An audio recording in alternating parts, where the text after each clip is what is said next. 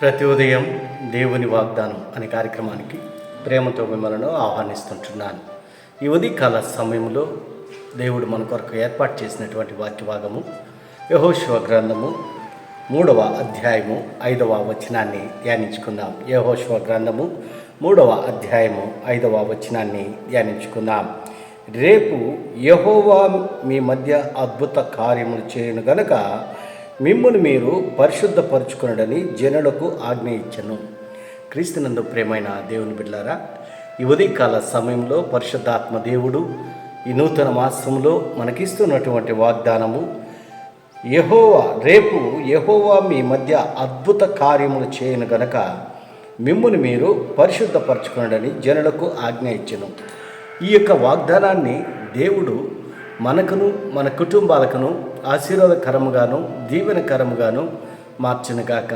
ఈ యొక్క మాటల్లోని ఆత్మీయ సత్యాలను ఆత్మీయ అర్థాలను మనం గ్రహించినట్లయితే, మరి దేవుని యొక్క సేవకుడైనటువంటి ఇశ్రాయేలు యొక్క నాయకుడైనటువంటి యెహోషువ మరి ఇశ్రాయేలు యొక్క ప్రజలందరినీ ఉద్దేశించి ఈ యొక్క మాటలను మాట్లాడుతూ ఉంటున్నారు.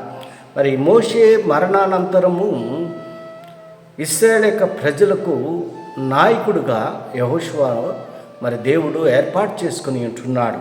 మరి యెహోషువ మరి మోషే అంతవరకు ఇశ్రాయేలుకు నాయకుడిగా ఉంటున్నాడు. మరి మోషే మరణించిన తర్వాత ఇశ్రాయేలుకి ఒక నాయకుడు అవసరతగా ఉంటున్నది. ఆ అవసరతను యెహోషువలో దేవుడు గుర్తించాడు. ఎందుకనగా మోషేకి ప్రియమైనటువంటి వాడుగా, మోషేతో నడిచినటువంటి వ్యక్తిగా యెహోషువ ఉంటున్నాడు. అందును బట్టి మరి ఇశ్రాయేలు యొక్క ప్రజల యొక్క ఉద్దేశాలను మరి తెలిసినటువంటి వాడు, వారి యొక్క మనసు తెలిసినటువంటి వాడు, నాయకత్వ లక్షణాలు యెహోషువలో ఉంటున్నాయి.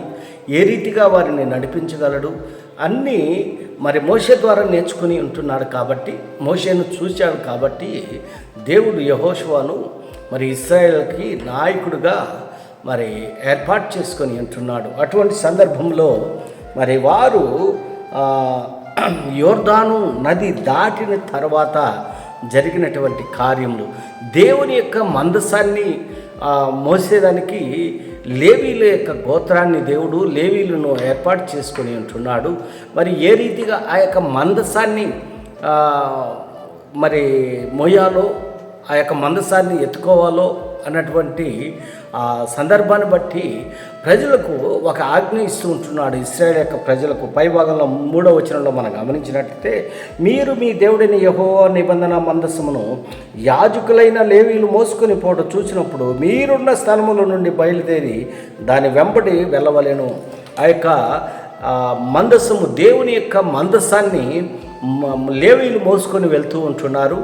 మరి మీరున్నటువంటి స్థలములోనే మరి దేవుణ్ణి స్తుతించుడి, వారితో వారి వెంబడి వెళ్ళుడి అని చెప్పి ప్రకటన చేస్తూ ఉంటున్నాడు. తదనంతరము 5వ వచనం, మరియు యెహోషువ, రేపు యెహోవా మీ మధ్య అద్భుత కార్యము చేయను గనక మిమ్మల్ని మీరు పరిశుద్ధపరచుకొనుడని జనులకు ఆజ్ఞ ఇచ్చెను. మరి రేపు జరుగుతున్నటువంటి కార్యక్రమంలో దేవుడు అద్భుత కార్యాలు చేస్తుంటున్నాడు, అద్భుత కార్యము జరిగించబోతుంటున్నాడు. కాబట్టి మిమ్మును మీరు పరిశుద్ధపరచుకొనుడి. దేవుని యొక్క అద్భుతమైనటువంటి కార్యాలను చూడాలంటే మరి పరిశుద్ధంగా జీవించాలి, పరిశుద్ధంగా బ్రతకాలి.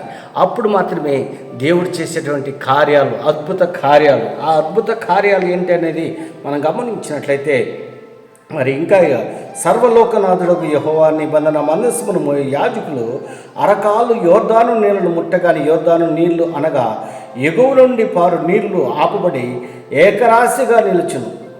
కోతకాలమంతా యోర్దాను దాని గట్లన్నీ మీద పొర్లిపారును.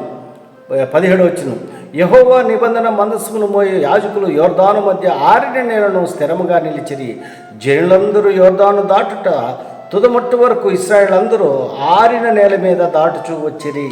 మరి దేవుని యొక్క నిబంధన మందసాన్ని వారు మోస్తున్నప్పుడు దేవుడు ఒక అద్భుతాన్ని అక్కడ చేస్తూ ఉంటున్నాడు. ఆరిన నేలపైన మరి ఇశ్రాయేలు యొక్క ప్రజలను నడిపించినట్లుగా మనం చూస్తుంటున్నాం. ఆ యోర్దాను నదిని మరి ఎంత అద్భుతం అంటే మహా అద్భుతము, గొప్ప అద్భుత కార్యాన్ని వారు అక్కడ చూశారు. క్రీస్తునందు ప్రియమైన దేవుని బిడ్డలారా, దేవుని యొక్క అద్భుతాలను చూడాలని ఇష్టపడుతూ ఉన్నట్లయితే, దేవుని యొక్క ఆశ్చర్య కార్యాలను నువ్వు చూడాలని ఆశపడుతూ ఉన్నట్లయితే పరిశుద్ధంగా జీవించాలి. అది చాలా ప్రాముఖ్యమైనటువంటిది. యెహోషువ ఇశ్రాయేలు యొక్క ప్రజలను ఉత్తేజపరుస్తుంటున్నాడు, హెచ్చరిక చేస్తుంటున్నాడు. దేవుడు గొప్ప కార్యము జరిగించబోతూ ఉంటున్నాడు. కాబట్టి మిమ్మల్ని మీరు పరిశుద్ధపరచుకొనుడి, పవిత్రంగా జీవించడని హెచ్చరిక చేస్తుంటున్నాడు. ఈ ఉదయకాల సమయంలో, ఈ నూతన మాసంలో దేవుడు మనకు ఒక నూతన మాసాన్ని ఇచ్చాడు. దేవుని అద్భుతాలు ఈ నూతన మాసంలో నువ్వు చూడాలని ఇష్టపడుతూ ఉన్నట్లయితే, దేవునికి ఇష్టడుగా జీవించినప్పుడు మరి దేవుని యొక్క అద్భుత కార్యాలను చూస్తావని ఈ యొక్క కొద్ది మాటలు దాన్ని నేను హెచ్చరిక చేస్తుంటాను. దేవుడి యొక్క మాటలను మరెక్కువగా మీకును మీ కుటుంబాలను ఆశీర్వాదకరంగాను దీవెనకరంగాను మార్చినగాక. ఆమేన్.